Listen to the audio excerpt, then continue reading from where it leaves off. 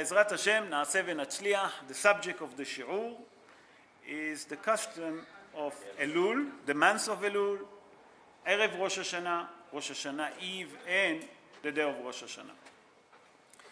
As you all know, from the Bet of Elul, that means the second of the month of Elul, the Sfaradim start saying Slichot. And we say Slichot for 40 days. Why is that? Why did the Sfaradim do 40 days? And the Ashkenazim do only the week before, or the Sunday before. So everyone make a joke because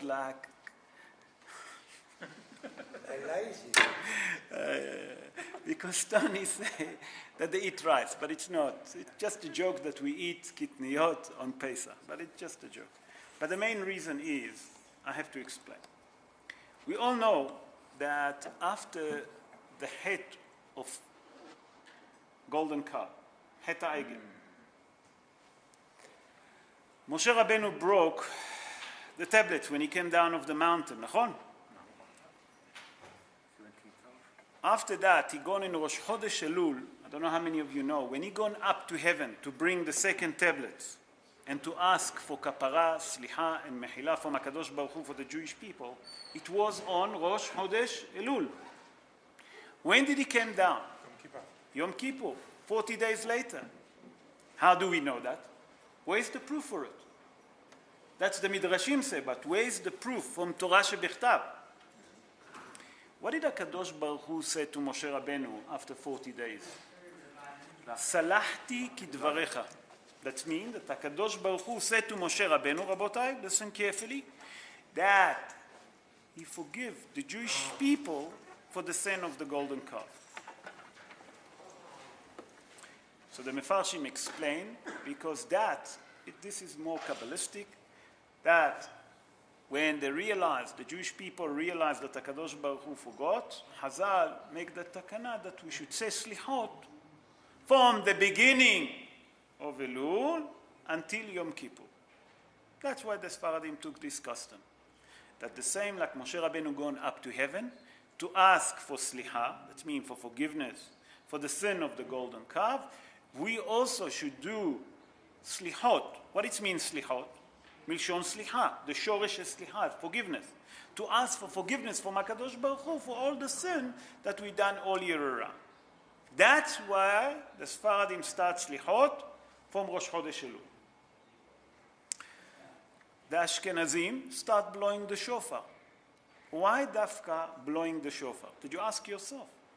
So I'm going to bring three opinions. There is much more. I'm going to bring the three main opinions. That why do we blow the shofar from Rosh Chodesh Elul? But I forget to mention, before I forget, the Sfaradim also blow the shofar from Rosh Chodesh Elul. You know when? In 13 Midot. Everyone understand what 13 Midot? Sorry? Yeah. That, no. 13 Midot. Midot. No, not... What is 13 Midot? You know, when we say Hashem, Hashem, you remember? Vayavor al panav. You remember when we say that? Everyone understand now? So that's when the Sfaradim blow the shofar during the month of Elul. But the Ashkenazim do it just before we say Le David Hashem Ori V'Yishei. After Mizmor Shel Yom, they blow the shofar. So why the Ashkenazim blow the shofar? And why also the Sfaradim? You have to ask yourself. So everyone will know that the main comment one, that we blow the shofar because the shofar is actually penetrate the heart, open the heart.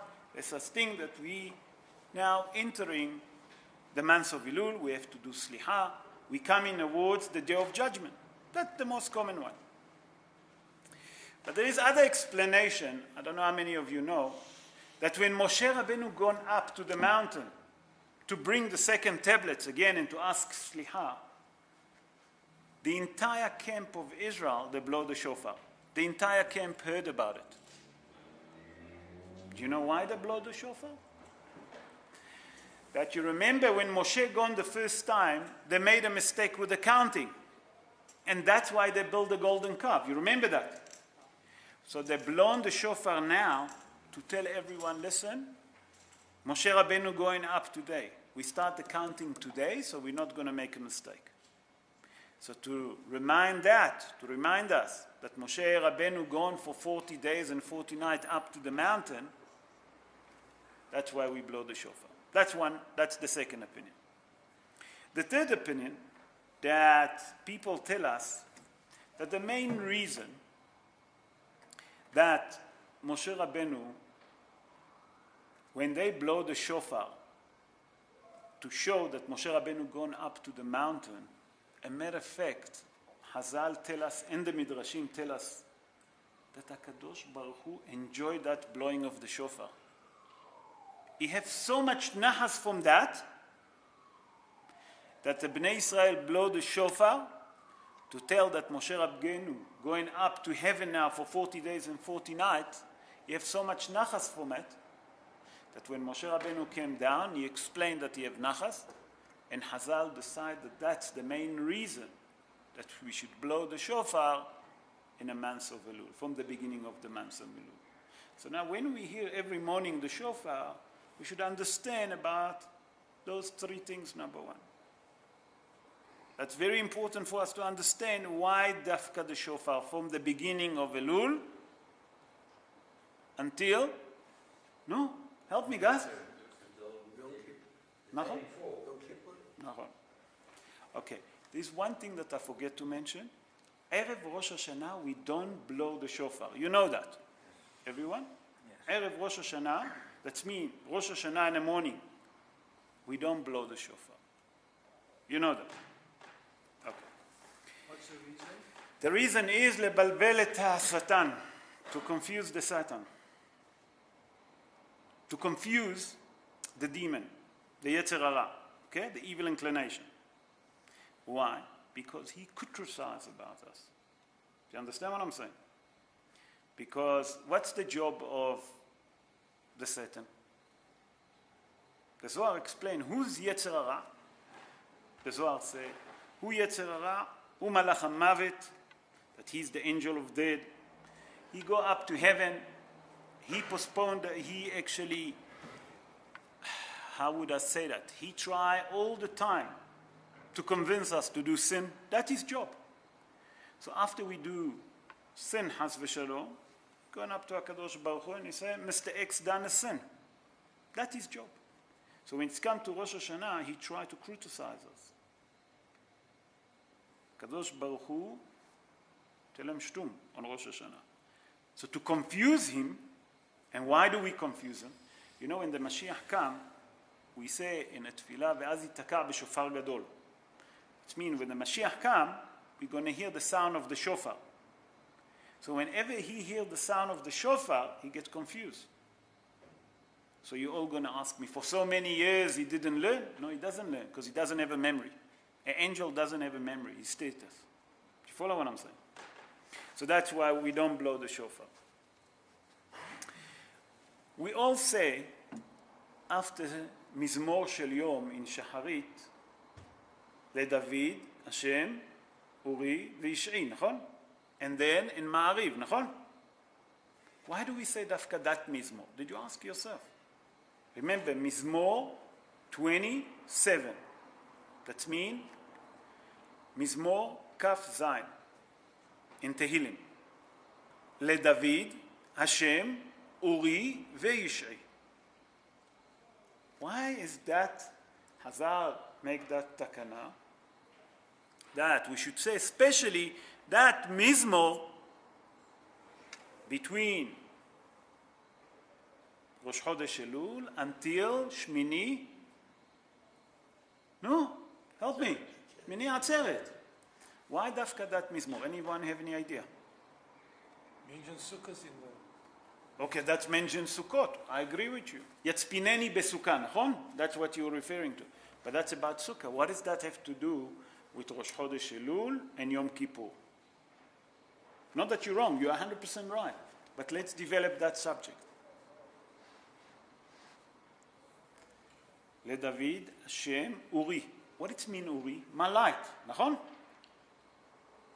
Where is our light? Where are we expecting to be our light? In Rosh Hashana. Why? Because Rosh Hashana is a day of judgment.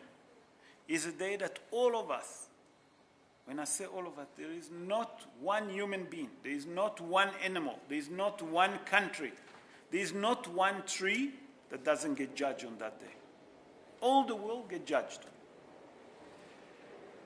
So what are we asking? That should be, Rosh Hashanah should be a day of light for us. That HaKadosh Baruch Hu will write us for another year of life. That's going to be our light. Yish'i, my salvation. Where is my salvation? Yom Kippur. After we do tshuva, after we fasting, after we act like angel, we try to look like angel, that's our salvation. And Sukkot, ki yatzpineni b'sukkah. What it means by sukkah? That here is talking about that we should be in a sukkah. Which sukkah is talking about? You think just Sukkot? No, not only that. When the Mashiach comes, Rabotai, HaKadosh Baruch Hu will make a beautiful sukkah. And that sukkah going to be from the skin of Rosh Leviathan. What it mean, Rosh Leviathan? The skin of the whale. Hazal asked, what's so special about that skin? He said that in that skin, there is special, colorful skin. That the skin of the whale have beautiful colors, the Zohar explained. And whatever you want to see, beautiful scenery, you can see on it. So here we're asking HaKadosh Baruch Hu the same merit that we'll have to sit in a sukkah in a new year, we should merit, please God, Be'ezrat Hashem, when the Mashiach come, we'll sit also underneath the sukkah that HaKadosh Baruch Hu will make for us. You follow what I'm saying? So now when we read this pasuk, we'll have some understanding why we're saying this Mizmor Tehillim. You follow? I don't know how many of you know the minhag in Tfilat Amidah. In Tfilat Amidah, in Birkat Hashivenu. What it means, Birkat Hashivenu? In Birkat Hashivenu, we ask HaKadosh Baruch Hu to return us closer to Him. What it means to return us, or to the right word to see, to bring us close to Him. Hashivenu Hashem Elecha V'Nashuva. That means that we ask HaKadosh Baruch Hu that He should help us to come closer to Him, that we should be closer to HaKadosh Baruch Hu. Listen, Rabotai, what it means closer to HaKadosh Baruch Hu? How can be closer to HaKadosh Baruch Hu? But that we do in tshuva. So Hazal tell us that there is a special custom during the months of Elul that you should ask if you know that a relative or close member of the family, or in generally about Am Yisrael, if a person left the Torah way, we can ask, especially in Elul, in that bracha, in Hashivenu, that HaKadosh Baruch Hu should have His mercy on him, open his heart and his mind, that he'll do tshuva. You know why? Because all year around, Rabbota, listen to it carefully, all year around, we can daven to HaKadosh Baruch Hu and we can ask. Elul, the gate is open. The gate of heaven open. Do we understand that? So there is a custom to ask for relatives that move away from Yiddishkeit, that they're not so religious. Dafka and Birkat Hashivenu, to mention their name, to bring them closer back to Yiddishkeit. Any question until here before we move on? No. So I'm going to move on. We all know that there is to do tzedakah, obviously. We spoke about it previous year. I'm going to speak now about Erev Rosh Hashana. You all know that there is a custom to go to the mikvah, נכון? Rabotai, it's a custom, it's not a chovah. It's not an obligation to go to the mikvah on Erev Rosh Hashana, it's a custom. What's happened for some reason? A person cannot get to a mikvah for some reason. Sorry. Jump to the swimming pool. Okay? Let's say that they don't have a swimming pool. And they're not near a sea. They're not near a well. They're not near a river. How can we fulfill the same equivalent to that mitzvah? So Hazal tell us, first of all, you have to understand, when a man going to a mikvah, there is no such a mitzvah. There is no such halacha. There is a mitzvah, but it's not halacha. I'm correcting myself. There is no such halacha. A woman obligated to go once a month. A man have no obligation to go to the mikvah. So you ask yourself, why then men go to the mikvah? Men go to the mikvah because it's bring extra tahara. What it mean extra tahara? Extra tahara, it means that when a man going, it helps to remove, the Kabbalistic call it klipot. Klipot is shells. What is shells? When we do averot, we actually building a shield between us and HaKadosh Baruch Hu. So to remove each one of those shields each time that we do Averah, by going into the mikvah, it's clearing up those shields to make us more pure, to come closer to HaKadosh Baruch Hu. And that's why we do in Rosh Hashana. We go to the mikvah to try to get that kind of a tahara, purity, to come closer to HaKadosh Baruch Hu in Rosh Hashana. You follow? But for some case, person can't go for some reason. Happen. What do you do? Any idea?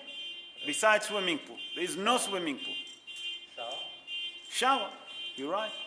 Can you use rainwater from tank? Absolutely. That's Maim Haim. Yeah. So but let's say that he doesn't have pure water, a living water. That's the explanation, Maim Haim. What do you do?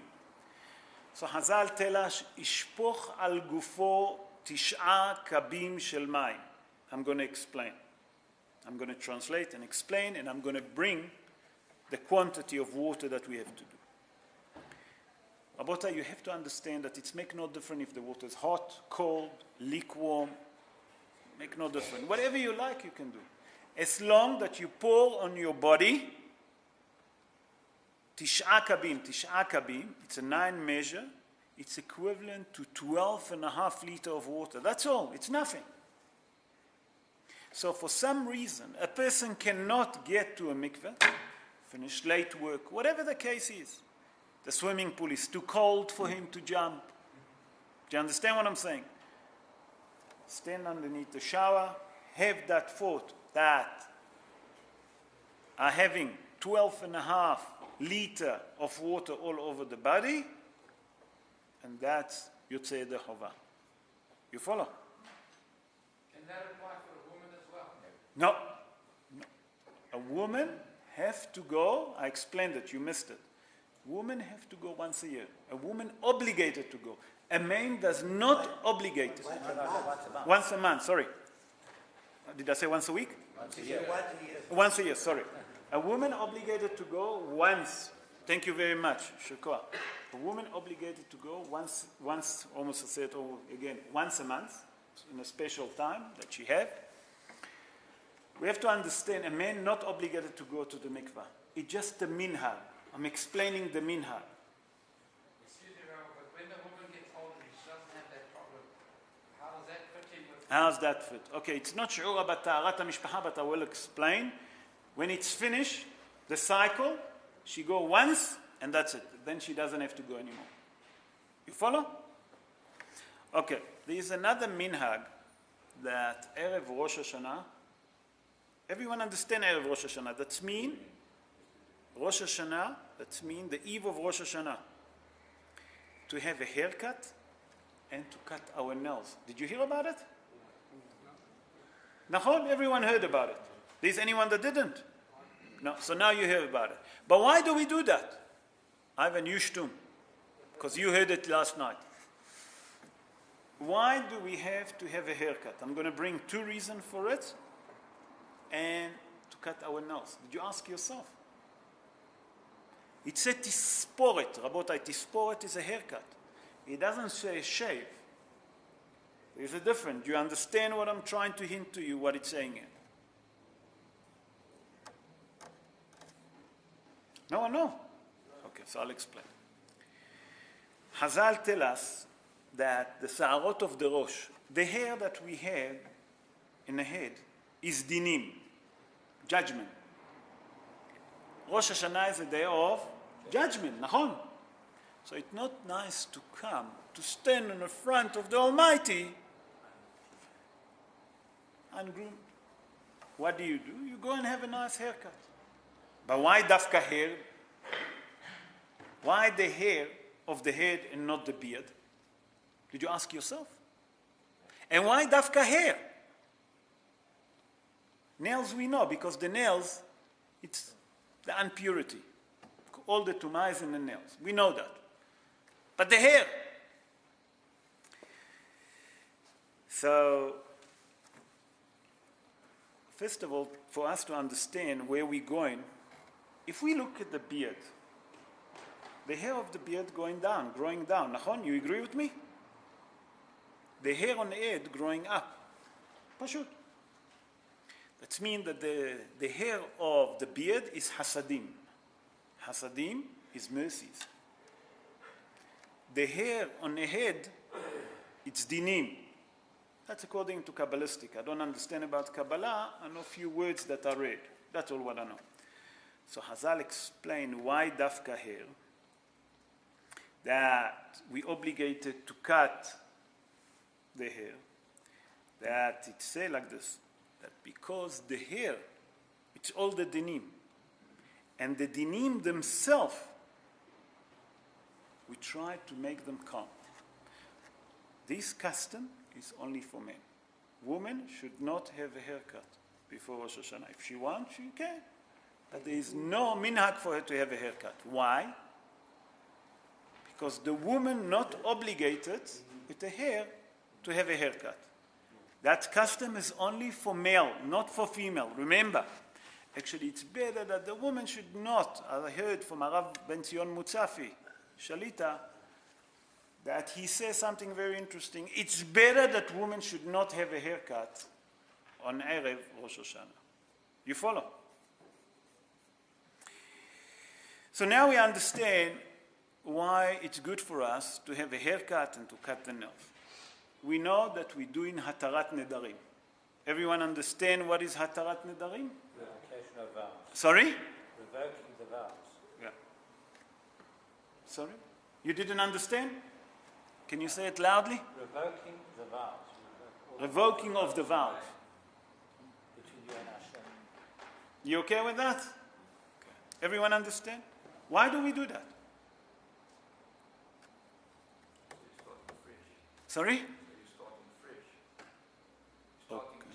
Okay. No, develop it. Yeah, I agree with you. What it means starting fresh, we have to understand. All year around. Sorry? Kol Nidre is in Yom Kippur. But you do it Erev Rosh Hashanah. Why? Rabotai, because during the years we take on us sometime, we don't even take notice. No, I will help you. I will do that for you. And you forgot. I will lend it for you. That's an neder. We say certain thing, and we don't realize that without setting bli neder be'ezrat Hashem, that's considered as a neder. So what's so important about it? Because Hazal tell us, Ba'avon nedarim, the Gemara say, in the sins of the vows, meta ishto shel adam. Ba'avon nedarim, mitim ishto shel adam ve'banav. The wife and the husband, and the kids, lo alenu. That when the husband take on himself certain vows, and he doesn't keep those vows, Hazal explained to us as Haz v'shalom, disaster can happen. Where do we learn that from? Remember Yaakov Avinu? Yaakov Avinu, you remember when he ran away from Esav? Where did he reach to? Har Moriah. What's happened there? That he make a neder. That he asked HaKadosh Baruch Hu, if you give me, אם תיתן לי לחם לאכול, if you should give me bread to eat, ובגד ללבוש, clothes to wear. And then, if you return me back to my father's home, he should pay him back. He should pay to HaKadosh Baruch Hu. What's happened with Yaakov Avinu? It's not that he didn't fulfill his neder. He delayed his neder, Hazal tell. What it means delay? He didn't fulfill it immediately. As he left the house of Lavan, what happened? In that sin, Hazal explained, Rachel Imenu, his most favorite wife, died. So Hazal come and make takana that Erev Rosh Hashanah Eve, we obligated to do Hatarat Nedarim, that Has v'Shalom, we're not entering the day of forgiveness, the day of judgment, with the sin that we didn't fulfill. That means that's what Mr. Meish say, a clean start. Nachon? So that's what we're doing, Hatarat Nedarim. Everyone understand that? So now it's very important, Rabotai, that we should do Hatarat Nedarim Erev Rosh Hashanah and Erev Yom Kippur. You follow? Let's move on. There is, how many of you know the minhag of Pidyon Nefesh? Pidyon Nefesh. Pidyon Nefesh. Yes. Sorry, Rabbi, you said just now it's bad for a woman not, to have a haircut before. Erev Rosh Hashanah. Why? I didn't want to go through it, but you want to go, I'll explain. Okay. Because we say that dinim, we are here to take the judgment. A woman, Hazad in a Kabbalistic way, her source, her root is from dinim. She all din, one complete din.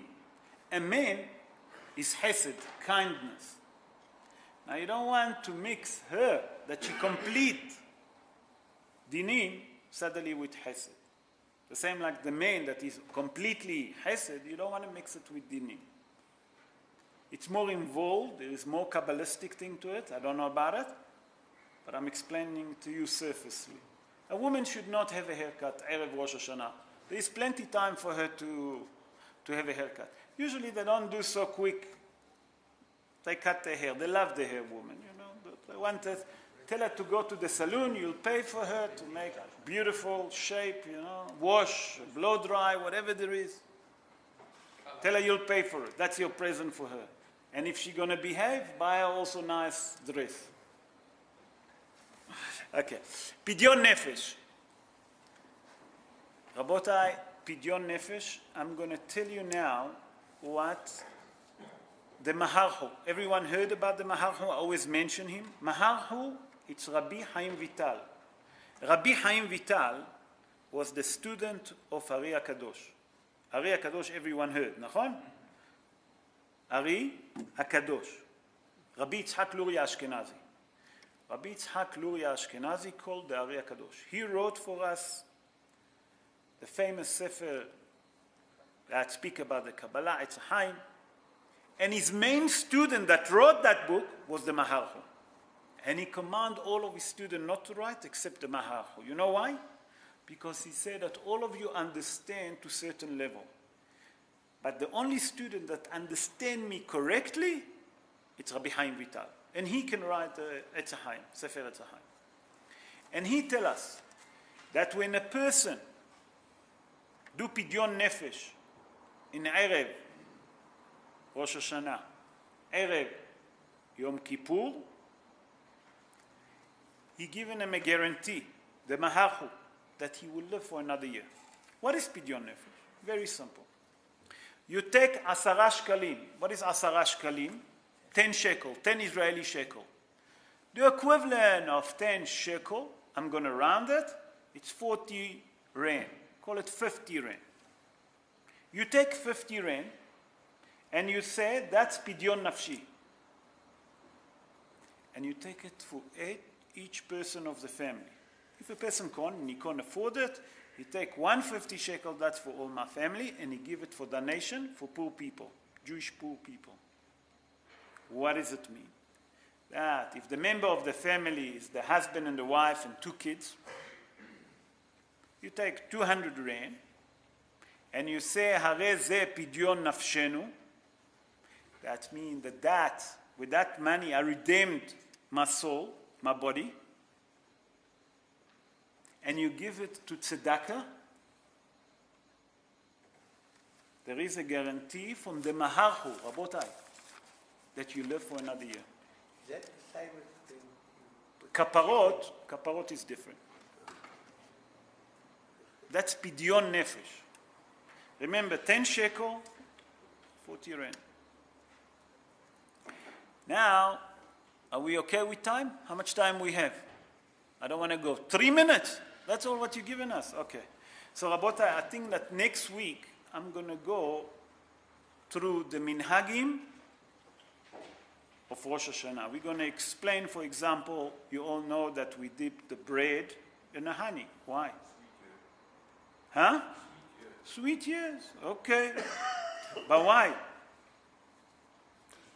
Why? But there's one thing that you all, I'm sure that none of you know. That you know that you have to dip it in salt. And you know why salt? And you should have salt on the table. The korbanot. The korbanot. Why dafka the korbanot? Because you had to, salt had to be sacrificed. The animals on this bout. נכון מאוד. But why dafka salt? Because when you sacrifice the korban, you have to put on it salt. Yes. But the korban gets burnt. It's not to take the blood. There's special reason for it. So Be'ezrat Hashem, sorry, the smell? w- So that's why we will explain that. And I explain also next week, Be'ezrat Hashem, we know that we should eat in Rosh Hashanah sweet thing. Where is that source for it? What is the sweet thing? What are we allowed to eat? What we're not allowed to eat? I'm going to bring the opinion, the Gaon Mivilna, that the Gaon Mivilna explained that there is also certain colors of vegetables and fruit that we should not eat. Then I'm going to go to the symbol. The symbol that we do, these 5 symbols that the Gemarot tell us in Masechet Kiritot. The Gemara in Masechet Horayot tell us that there is 5 symbols that we should do. But if you look, you do more than those 5. Why dafka those? And where is the source for it? Where does it come? Why do we do those symbols? What does that come to teach us? That's what we'll do by Ezrat Hashem next week.